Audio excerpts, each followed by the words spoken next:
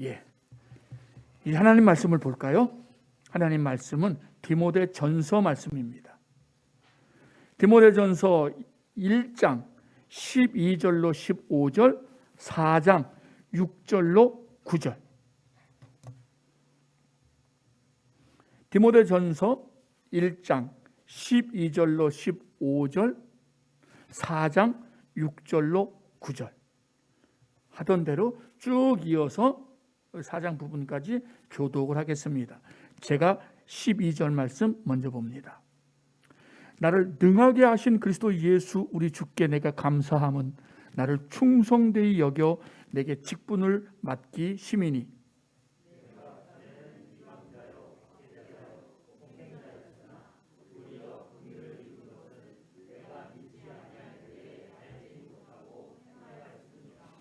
우리 주의 은혜가 그리스도 예수 안에 있는 믿음과 사랑과 함께 넘치도록 풍성하였도다.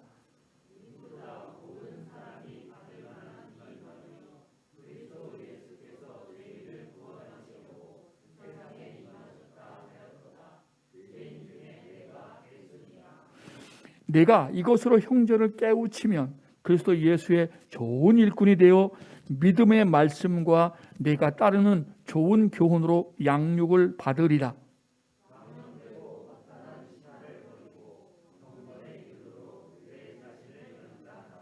육체의 연단은 약간의 유익이 있으나 경건은 범사에 유익하니 금생과 내생에 약속이 있느니라.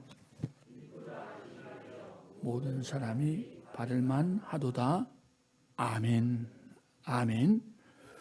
오늘도 우리 주님의 말씀이 우리 발의 등이고 우리 길의 빛이 되는 것을 믿습니다.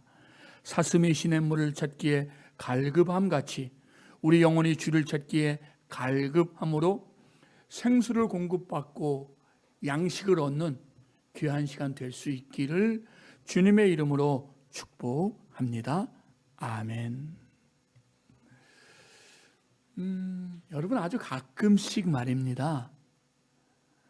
성경을 이렇게 보다가, 성경을 읽다가 이 성경의 제목이 왜 이렇게 제목이 정해졌을까? 라면서 좀 궁금하다고 느끼셨던 적은 없으신가요? 왜 이 제목이지? 창세기는 왜 창세기지? 출애굽기는 왜 출애굽기지? 마태복음은 왜 마태복음이지? 물론 지금 우리 교회처럼 이렇게 성경 통독 설교를 자그만치 2번째 이렇게 하고 있는 분들은 얼추 감들이 잡히십니다. 그렇죠? 특히 구약의 초반부는 그 창세기 하면 창조에 관한 거구나. 교회를 다녔던 분들은 그러니까 내용을 담고 있구나. 내용을. 출애굽기도 내용을 담고 있구나를 알아요. 근데 레위기로 넘어오면 좀 달라지죠. 여러분, 레위가 뭔지 아시죠? 사람 이름입니다. 지파 이름이기도 하죠. 근데 그 지파가 어떤 지파였죠? 제사 드리는 일을 맡은 지파였습니다. 그래서 이건 주로 제사법이 된 그런 거구나로 알 수 있습니다. 구약은 그래도 이 내용 중심으로 제목이 정해지는 경우가 초반에 많아요. 그 다음에 이제 물론 사무엘상하로 가면 사람 이름이 붙고요. 열왕기상하, 역대상하로 가면 역사적인 기록인 것을 알 수 있고요. 그 다음으로 쭉 가면 이제 어떤 사람 이름이 중심이 된 성경이 굉장히 많습니다. 신약도 그렇죠. 그런데 신약은 조금 달라요. 지금 우리가 이미 건너왔습니다만 로마서부터 쭉쭉쭉쭉쭉 살펴볼 때 그 내용들이 무엇이었나요? 그 내용들은 한 지역에 대한 한 교회에 준 편지였습니다. 지명들이에요. 지명들. 로마서는 로마에 보낸 편지니까 로마 지명입니다. 그렇죠? 그러면 고린도, 갈라디아 이게 다 지명이라 그랬죠. 데살로니가 역시 지명입니다. 자, 그러면 디모데는 역시 지명입니다가 아니죠. 쭉쭉쭉 넘어오다가 훌떡 넘어가 버리면 놓치는 거예요. 우리가 보통 그 교회에 이름이 붙여진 그런 그 로마서, 고린도, 갈라디아, 데살로니가 전후, 에베소, 빌립보, 골로새 이런 것들은 이 그러니까는 공동체 전체에 준 편지들입니다. 회람서시예요. 회람서신들. 돌려가며 읽는 거야. 돌려가며 읽는 거. 오늘날은 이렇게 성경을 우리가 한 사람당 다 가지고 있지만 옛날에는 이런 종류로 필사된 게 아니잖아요. 보통은 그 양피지, 양 껍데기에 쓴 거기 때문에 우리 아시죠? 둘둘둘 말아가지고 이렇게 된 거. 그래서 보통은 한 교회에 하나 있었으면 다행인 거예요. 어떻게 해야 돼요? 이걸 가지고 교회별로도 돌려봐야 되는 거예요. 라오디게아에 있는 교회에 갔다가 골로새에 있는 교회 보내고, 골로새에 보냈으면 그 다음에 빌립보 지역에 있는 교회도 보내야 되고, 이게 회람서신이에요. 회람서신. 자, 이 디모데로 넘어오면 디모데, 디도서, 빌레몬으로 넘어오면 똑같이 저자가 사도 바울임에도 불구하고 조금 달라집니다. 디모데가 그렇고요, 디도서가 그렇고, 그 다음에 나오는 빌레몬, 이게 서는 이게 편지, 글 서신의 의미니까 앞자리만 사람 이름인 겁니다. 디모데, 디도, 빌레몬. 이건 개인이에요, 개인. 즉 개인들에게 주어진 편지란 얘기예요. 개인들에게 주어진 편지. 개인 서신들입니다. 그러면 이 개인 서신들이 우리에게 어떤 의미가 있느냐? 이거는 서신이 쓰여질 때는, 편지가 쓰여질 때는 한 개인으로 쓰여진, 그리고 특별히 디모데와 디도는 오늘날 표현으로 하면 목회자였습니다. 교회를 담임하고 있고 교회를 섬기고 있는 그런 리더였어요. 그래서 이 디모데 전후서와 디도서는 일명 목회서신이라고도 불러요. 즉 목회자로서 어떻게 해야 되는가를 이야기해 주는 그런 서신서요 성경이라는 것입니다. 그러면 이거는 오직 목회자에게만 준 서신이냐? 목회자에게만 읽도록 허락된 거냐? 사실 신학적 개념으로 보면 그렇지 않다는 거죠. 우리가 이후에 베드로서에서 한번 살펴보겠습니다만, 신학적 관점에서 보면 우리 모두 예수 이름으로 구원받은 우리 모두는 하나님의 예수 그리스도의 종이요, 일꾼이요, 동역자요, 형제요, 자매입니다. 즉 사도들만, 소수의 어떤 사람들만, 오늘날로 이야기하면 목회자들만 하나님의 종이고 주의 종이 아니라 복음을 받은 우리 모두는 하나님의 자녀인 동시에 예수의 친구요 동역자인 동시에 제자인 동시에 일꾼인 것을 잊지 말아야 되는 거예요. 그런 의미에서 우리가 이 디모데 전서와 후서와 디도서도 역시 똑같은 관점에서 살펴봐야 한다는 겁니다. 자, 제가 어제 이 디모데 전서 설교를 준비하면서 혼자서 그렇게 생각을 했어요. 큰일이다. 디모데 전서에 할 말이 너무 많아. 그러니까 디모데 전서의 내용이 너무 많은 거예요. 너무 많아서 이거 다 하면 제 최근에 그 주일 설교 시간의 목표가 30분 미만인데 미친데 맨날 40분 넘어가고 있는데 감당이 안 돼. 큰일이다.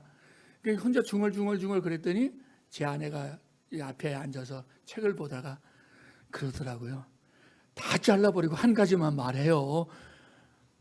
말이 쉽지 이 사람은 그게 어떻게 한 가지만 말하나. 이렇게 많은 내용이 있는데 그랬어요. 여러분 디모데는 사도 바울이 제 2차 전도 여행 중에 만났던 사람이에요. 청년이에요. 근데 이 디모데는 아버지는 헬라 사람이었는데 유대인 생각으로 보면 이방인이었는데 어머니가 유대인이었어요. 그럼 당연히 외할머니도 유대인이죠. 그러니까 어머니로부터 이 유대적 그런 그 신앙적 전통을 그대로 물려받은 거예요. 그리고 아마 복음에 대한 것도 들었던 것 같아요. 그래서 사도 바울이 이 루스드라 지역에 갔을 때, 이 디모데를 만나고 디모데에게 있는 믿음을 보고 바울이 이제 제자와 동역자로 삼습니다. 아직 미숙했으니까 그 후로 이제 전도 여행에 2차 전도 여행부터 바울이 원래는 실라와 시작을 했는데 디모데가 합류가 돼요.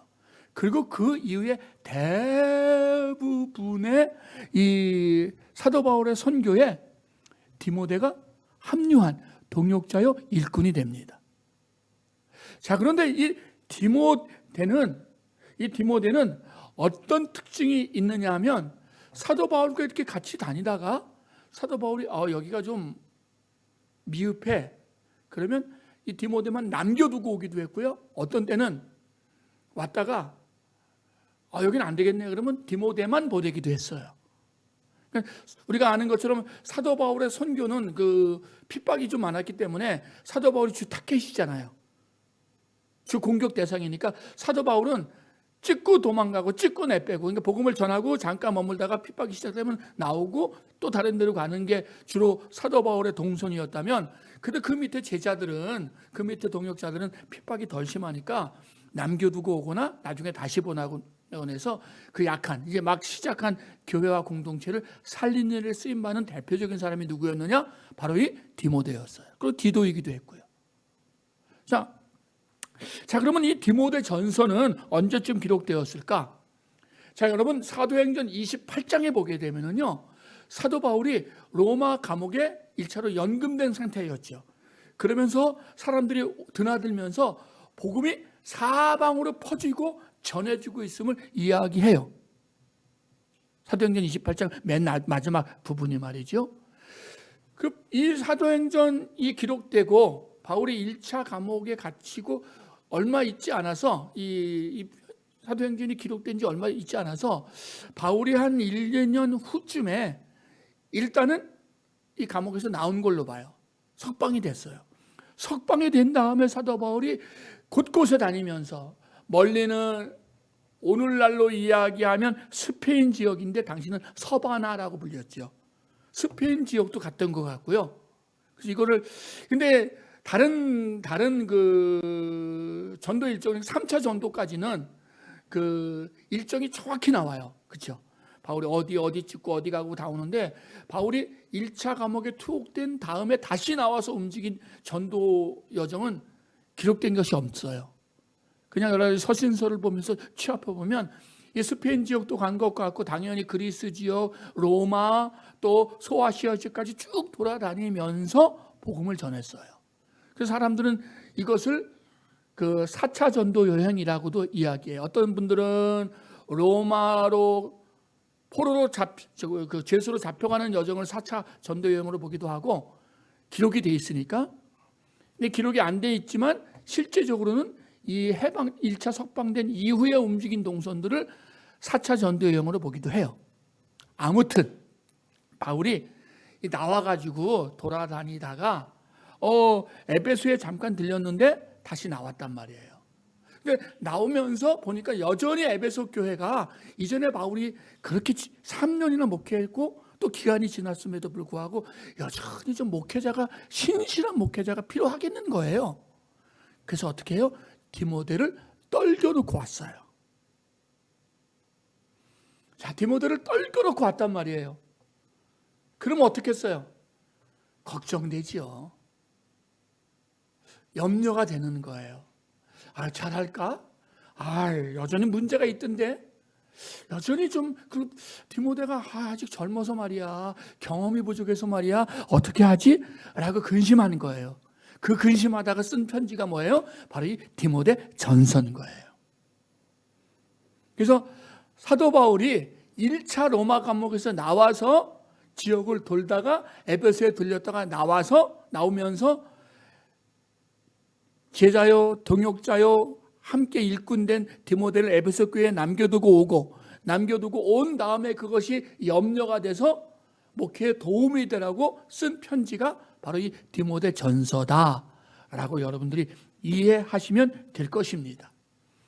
이미 말씀드렸던 것처럼 디모데 서는 그러기 때문에 좁은 의미의 목회 서신이라고도 불리지만 사실은 좁은 의미의 목회 서신일 뿐 아니라 넓은 의미로 모든 그리스도인들에게, 모든 성도들에게 주는 하나님의 말씀임에 틀림없는 거예요.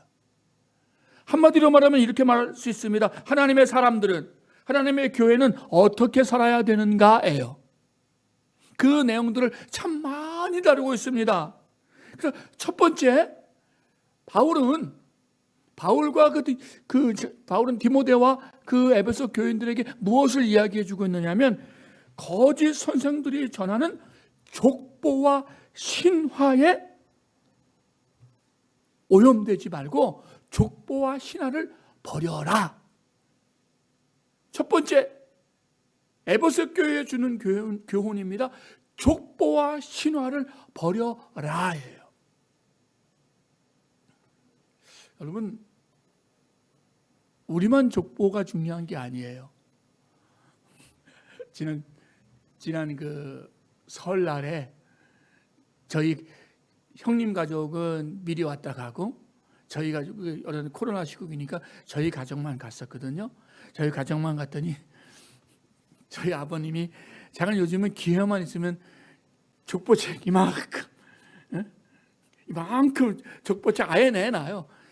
그거 저는 이제 이렇게 멀찌감치로 뚝 떨어지니까 이 손자만 붙들고, 주로 손자만 붙들고 수십 년 들어도 아직까지 이해가 안 가는 그 긴 족보를 때마다 들었는데도 이게 아직 몰라요. 근데 우리 아버님은 페시스도 잘 알아요. 그래서 그런 한 시간은 그 족보를 그렇게 또 손주에게 주입을 시키시는 거예요. 속으로만, 아유 아버지 이제 좀 놔주세요. 속으로만. 그래도 또 아버지가 손주에게 하시는데 또 그냥 잘 배워라, 잘 배워야 된다 그러고 말았어요.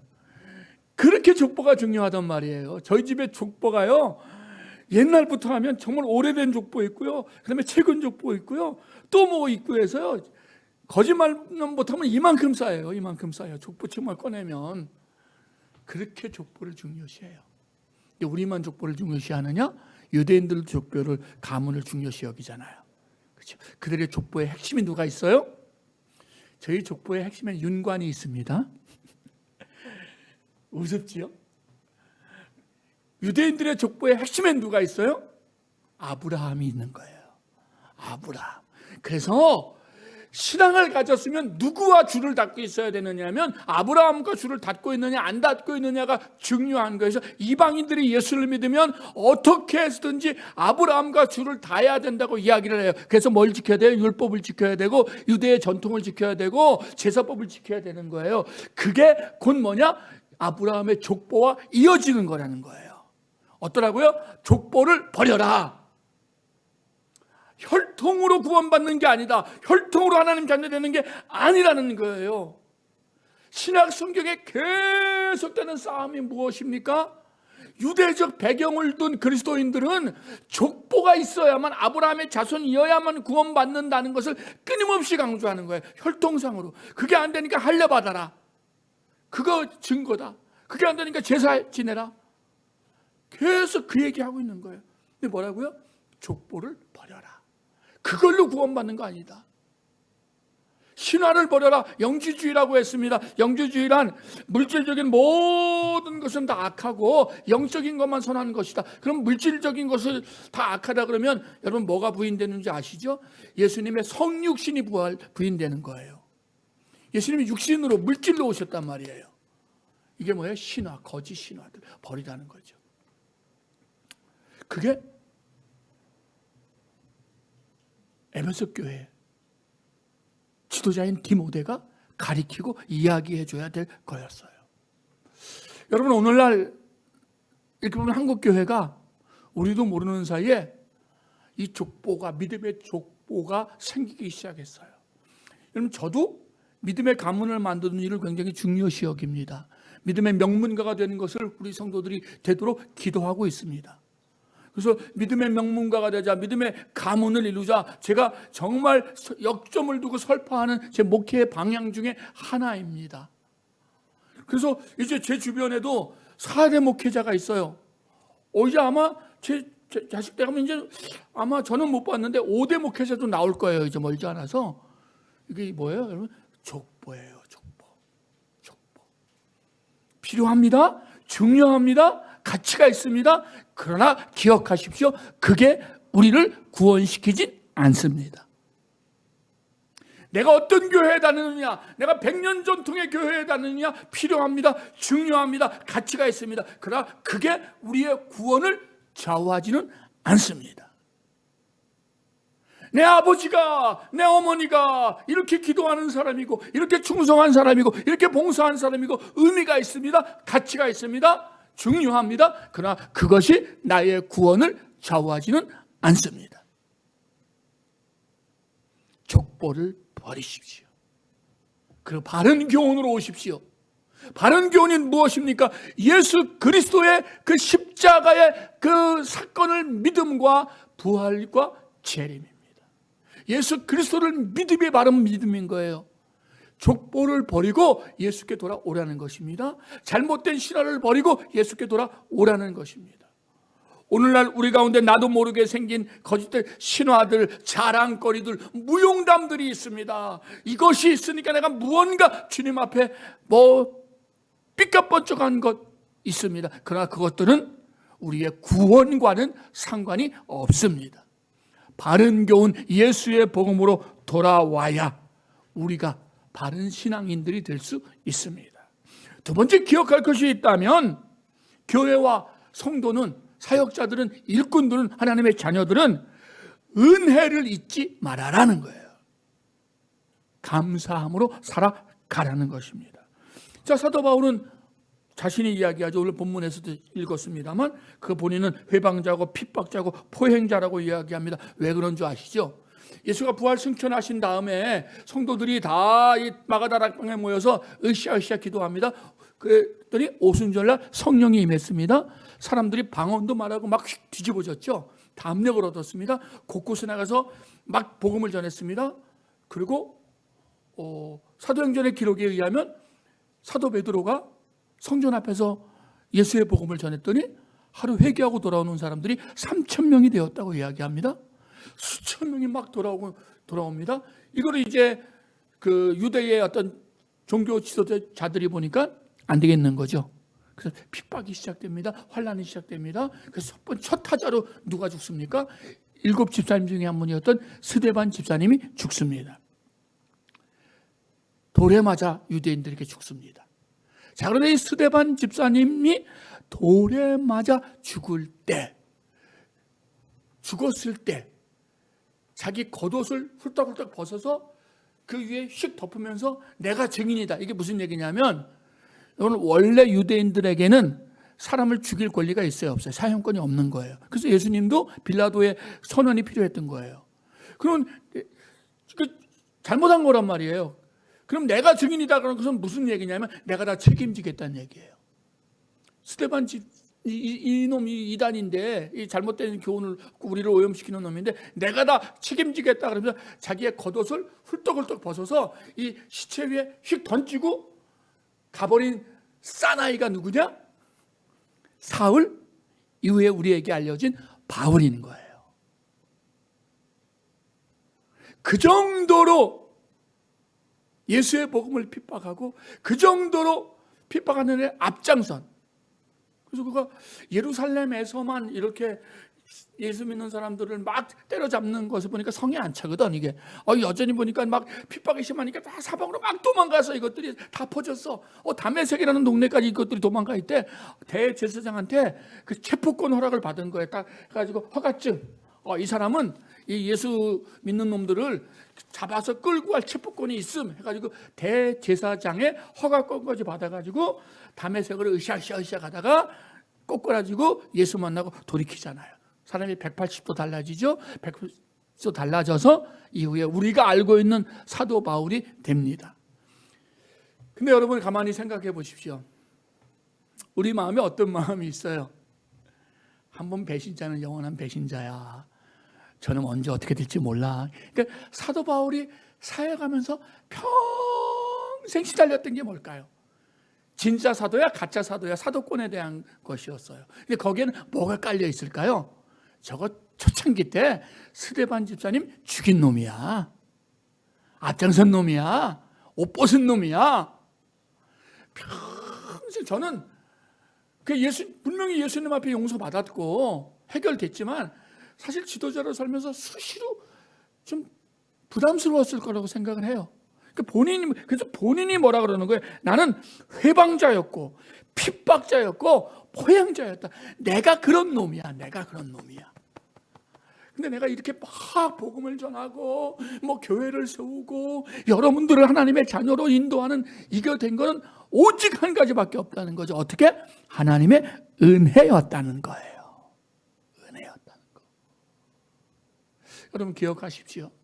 여러분 중에 어떤 분들은 모태신앙이 있는 분들도 있어요. 정말 엄마 뱃속에 있다가 나와보니까 예수 믿는 가정이야, 목사 가정이야.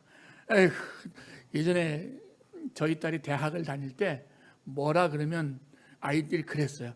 아빠가 PK로 살아봤어? 그랬어요. 아빠가 PK로 살아봤어? PK가 목회자 자녀거든요. 할 말이 없어. 안 살아봤어? 응. 그러면 이제 뭔까지 얘기하는 거예요? 안 살아봤으면 말하지 마. 요새는 안 했어요, 물론. 요새는 안 했어요. 그럼 그 소리까지 제 귀엔 들리는 거죠. 안 살아봤으면 그런 소리 하지 마. 뭐 이제 어떤 데 보면 이제 좀 마음에 안 들고 뭐라 그러면 야 그거 뭐 그러면 한마디였어요. 아빠가 PK로 살아봤어? 안 살아봤다. 어쩔래? 안 살아봤어요. 저는 목사님 자녀들은 다 밥맛이었거든요, 옛날에. 그래서 PK로 안 사는 게 다행이었는데 저희 자녀들이 PK가 되시니 할 말이 없더라고요. 사실은 말이에요. 아무튼 말이에요. 여러분, 아무튼 정말 내가 PK로 태어났던 뭘로 태어났던 내가 50이 넘어 예수를 믿었던 어떻게 됐던 가장 중요한 것이 있는데 그 모든 것이 내가 예수를 믿어 하나님의 자녀가 되는 것은 하나님의 은혜인 줄로 믿습니다. 일방적인 은혜. 그 은혜에 감사할 줄 아는 성도가 되어야 됩니다.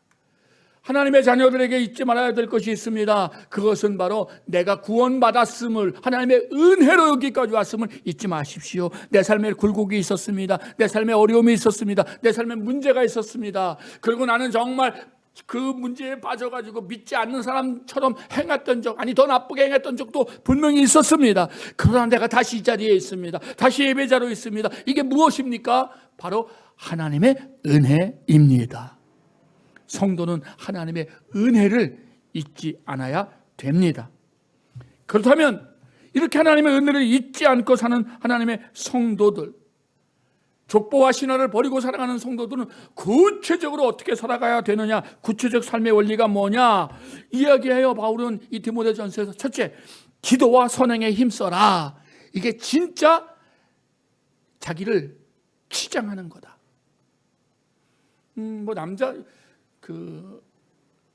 외국의 사람들이, 특히 외국 여자들이 한국 남자들을 볼 때 놀라는 것이 한국 남자들이 자기를 가꾸는 거라고 이야기합니다. 남자 화장품이 한국처럼 발달된 데가 없대요. 여자들은 말할 것도 없는 거고, 여자들은 이미 말할 것도 없는 거고, 남자들 로션, 화장품, 남자들 머리 헤어스타일, 남자들이 치장하는 게 우리가 소위 말하는 선진국 어디도 대한민국만큼 남자가 자기 치장을 하는 데는 없답니다. 깜짝 놀란대요. 그러면서 좋게 보면 자기 관리하는 거나 좋고, 좀 부정적으로 보면 너무 남자들이 꾸며가지고 배기 싫기도 하고 그렇다고 이야기합니다. 하물며 여자들이야 말할 것도 없지 않겠습니까? 자, 디모데서에서 말이죠. 바울은 남자들은 무엇으로 자기를 드러내야 되느냐 이야기해요. 여자들은 무엇으로 자기를 드러내야 되느냐, 치장해야 되느냐, 꾸며야 될 것을 이야기해요. 그게 뭐냐면 바울이 대표적으로 이야기하는 게 남자들은 기도의 거룩한 손을 들어라. 그게 남자를 드러내는 거다. 남자가 남자다움은 근육을 키우고 멋있게 하면 아니라 뭐다? 기도의 손을 드는 게 정말 남자다움을 드러내는 거다. 여자는 뭐냐? 선행을 힘써라. 이건 남자는 무조건 기도, 여자는 무조건 선행이 아니라 모두에게 공유되는 거라고 이야기했습니다. 선행, 착한 일을 해라 하는 거예요. 제가 아까 광고 시간에 한번 이야기한다는 걸 잊고 지나가서 이야기하면, 제가 말씀드린 것처럼 저희가 기도로 동역하고 있는, 그리고 예전에 한번 왔을 때, 한국에 귀국했을 때 우리 교회에서 수요 기도회 때 한번 와서 말씀을 나누고 기도했던 우리 그 서진택 선교사가 지금 우크라이나에 남아 있거든요. 그러니까는 그 이창배 선교사 가정은 나왔어요. 그리고 우리가 후원하기로 한 그 아들은 들어가지도 않은 거고요. 근데 우리가 이제 기도로만 후원하고 있던 그 서진택 선교사는 거기 뭐 이제 삶의 터전도 다 있고 아내도 우크라이나 사람이고 하니까 우크라이나에 지금 남아 있단 말이에요. 그래서 제가 뭐 요즘 수시로 이제 이렇게 카톡을 하면서 어떠냐, 그제도 카톡을 하면서 어떠냐 그랬더니 어제 그저께 보냈는데 어제 밤이 되도록 연락이 하나도 없는 거예요. 그래서 굉장히 좀 부담이 됐었는데 오늘 새벽에 카톡이 왔더라고요. 별일은 없다. 그런데 청년의 자기 교회 청년 어머니가 이렇게 전쟁 때문에, 그러니까 전쟁 뭐 포탄을 맞아 돌아가셨는지 뭐 때문에 돌아가셨는지는 적지 않았고 그냥 전쟁 때문에 얼굴은 못 뵀는데 어머니가 돌아가셨습니다. 전쟁 때문에 한 분이 있습니다. 그리고 뭐 저희는 아직은 괜찮습니다. 라고 오늘 새벽에 카톡이 오더라고요. 새벽 한 5시쯤에. 그쯤 이제 한창 밤이니까 이제 연락을 했나 봐요. 보면서 이제 마음이 굉장히 이제 부담스러운 거예요. 그래서 제가 이제 기도하다가 우리가 물질로 서진택 선교사를 후원하지는 않지만 이때 그러면서 같이 온 게 뭐냐면, 그렇지 않아도 어제부터 이제 거기 보낸 시점으로 어제부터 그 난민들, 피해자들 구호를 시작했습니다.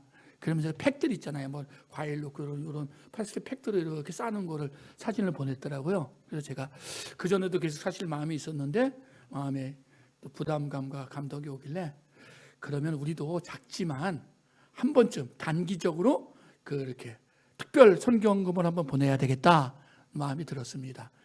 그래서 그냥 눈 뜨자마자 바로 그냥 보냈어요.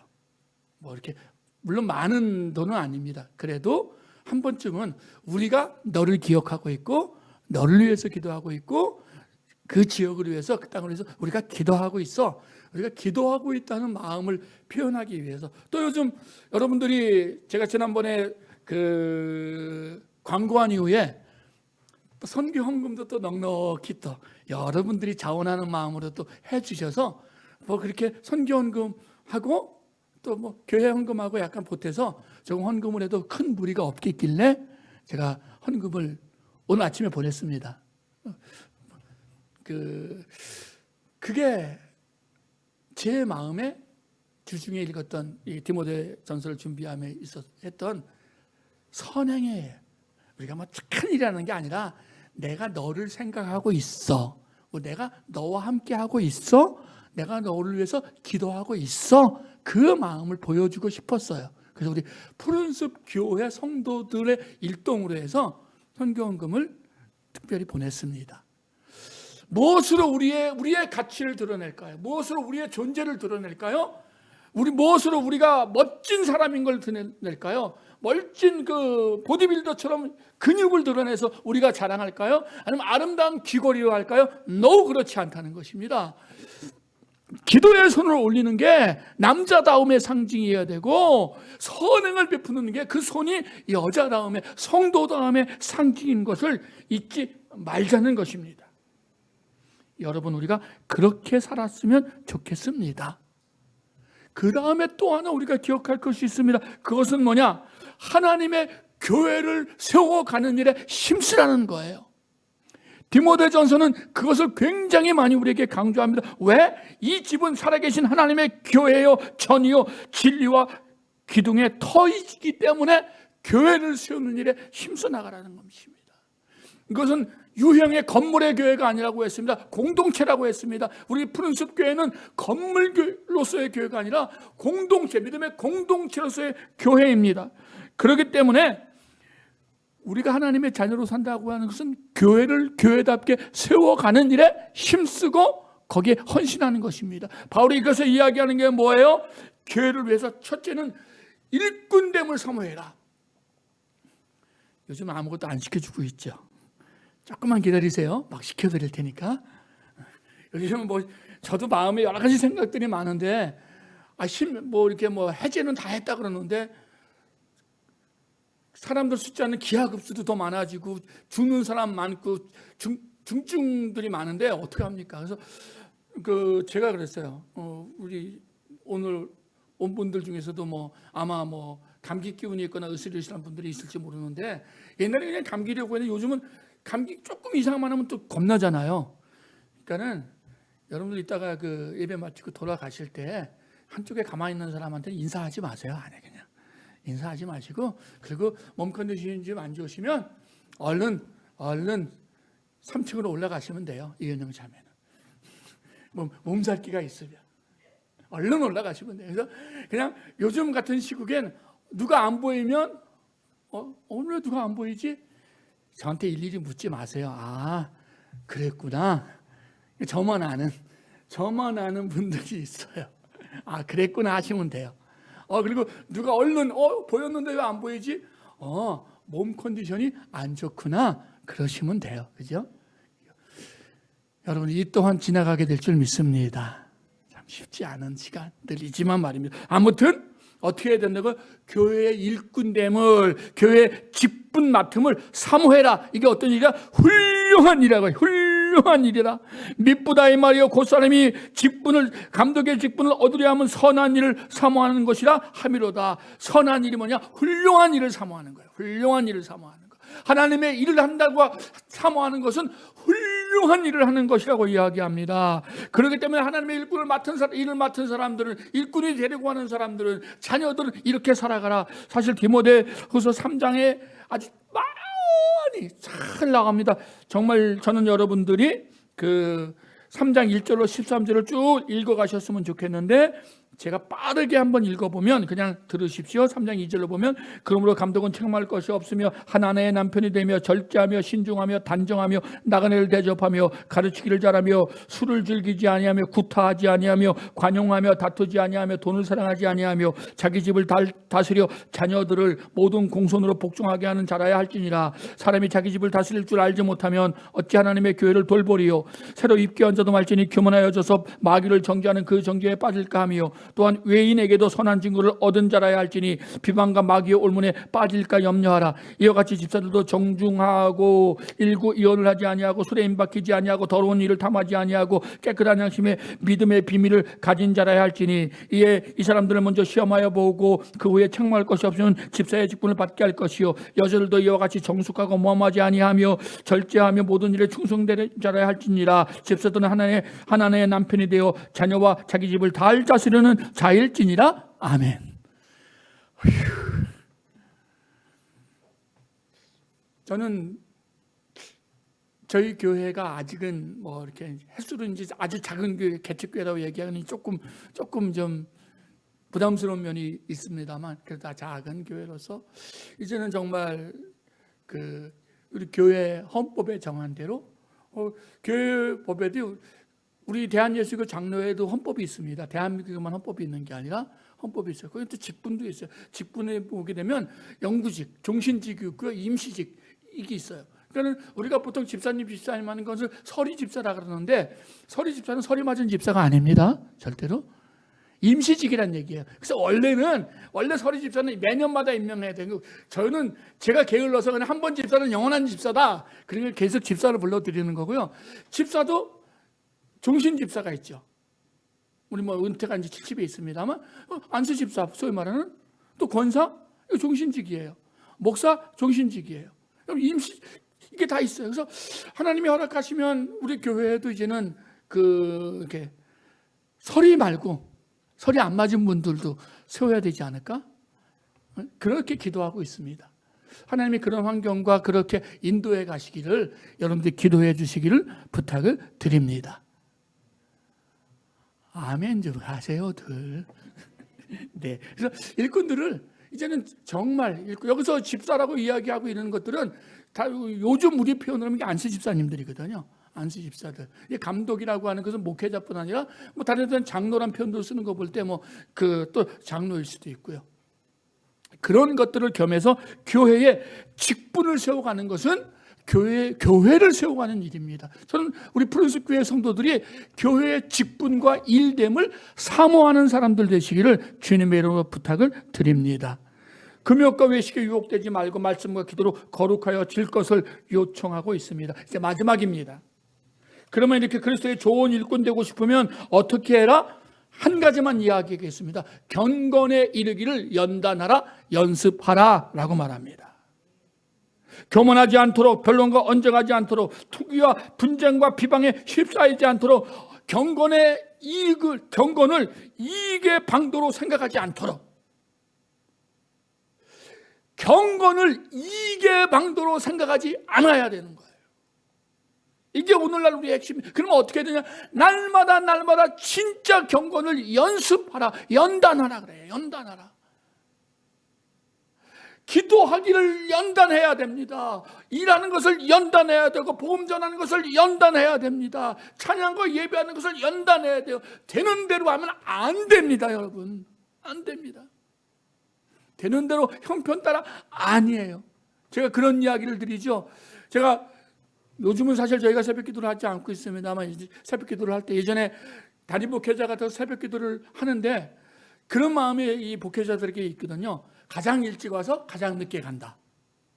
이게 목회자들이 새벽 기도할 때 마음인 거예요. 가장 일찍 나와서 강단을 지키고 그다음에 설교한 다음에 성도들 다 기도할 때까지 강단하면서 기도해야 된다라는 부담감이 있어요. 근데 참 어느 날 보니까 제가 새벽에 졸고 있는 거예요. 그러니까 이렇게 엎드려서 푸른숲 교회 때 말고 옛날에 엎드려 졸고 있는 거예요. 참 정신 차리고 나면 다 갔어. 다 갔네. 가자. 근데 그게 꽤 시간이 가니까 자괴감이 오는 거예요. 이게 뭐지? 이게 뭐 하는 짓이야 내가? 이게 부끄럽고 정말 하나님 앞에 부끄럽고 면목이 없네. 차라리 기도가 안 되면 그냥 일어나서 바로 내려가자. 성도들 기도하고 있을 때 내가 뭐 조는 것보다 낫지 뭐. 괜히 코 고는 소리 들리면 어떡해. 뭐 여러 가지 생기죠. 그래서 기도가 안 되면 훌떡 자리 잡고 성도들 막 기도하고 있어도 갔어요. 여러분 그러면 정말 기도가 안 돼요. 그럼 정말 기도하고 멀어져요. 근데 또 그렇게 또 좀 하다 보니까 또 괴롭잖아요. 마음이 또 괴로운 거예요. 아니 목사가 기도해야지 졸린다고 훌떡 가서 하는 게 말이나 돼? 그 다음에 생각한 게 뭐냐면 졸더라도 엎드려 있자였어요. 졸더라도 엎드려 있자. 졸더라도 하나님 앞에 기도하기를 원한다고 이야기하자. 졸더라도 내가 기도의 자리를 지킨다고 하나님 앞에 고백하자. 여러분들 그 고비가 넘어가니까 그 코 골고 엎드려서 강대상에서 조는 고비가 넘어가니까 하나님이 기도의 시간도 기도의 양도 기도의 은혜도 기도의 응답도 넘치게 하시는 경험으로 들어가게 해주신 줄 믿습니다. 말씀도 마찬가지고요. 예배도 마찬가지고요. 기도도 마찬가지고요. 전도도 마찬가지고요. 선행도 마찬가지예요. 어떻게 하라고요? 연단해라. 연습해라. 자꾸 자기를 두들겨라. 좀 두들겨라. 뜨거운 데 넣었다가 두들기는 게 연단하는 거잖아요.